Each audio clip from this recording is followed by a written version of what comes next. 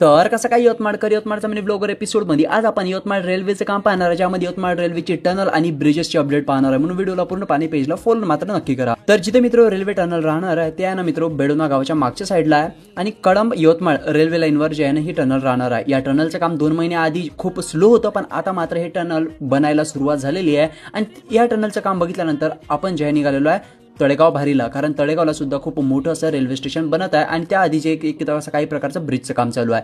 तळेगावचं railway station हे यवतमाळच्या railway स्टेशनपेक्षा ही मोठं राहणार आहे, कारण हे यवतमाळचं जे आउटलेट असते म्हणजे जिथं रेल्वेचं गोडाऊन वगैरे असते ते इथे राहणार आहे आणि इथे सुद्धा खूप मस्त कन्स्ट्रक्शनचं काम चालू आहे. पूर्ण अपडेट आपण आपल्या युट्यूब चॅनलवर दिलेलं आहे. त्यानंतर मित्र कार्लीच्या साईडला सुद्धा जे बेडोनावरून जे टनल जे तुम्हाला सुरुवातीला दाखवली होती ती बेडोना साईडला एंटर होऊन इकडून जे आहे कार्लीच्या मागच्या साईडला एक्झिट होते. तर काही या प्रकारे इकडे सुद्धा जे आहे कन्स्ट्रक्शनचं काम चालू आहे. आतमध्ये तुम्हाला दिसत असेल पूर्ण जेसीबी वगैरे आतमध्ये गेलेला आहे कन्स्ट्रक्शनचं काम करायला. वर्धा यवतमाळ नांदेड रेल्वे लाईनचे अपडेट्स असेच पाहण्यासाठी आणि यवतमाळचे न्यूज अपडेट सोबतच रेल्वेचे अपडेट्स पाहण्यासाठी इंस्टाग्राम पेजला फॉलो करा. आणि हो, पूर्ण व्हिडिओ पाहिजे असेल तर आपल्या युट्यूब चॅनलवर अपलोड आहे, लिंक बायो मध्ये.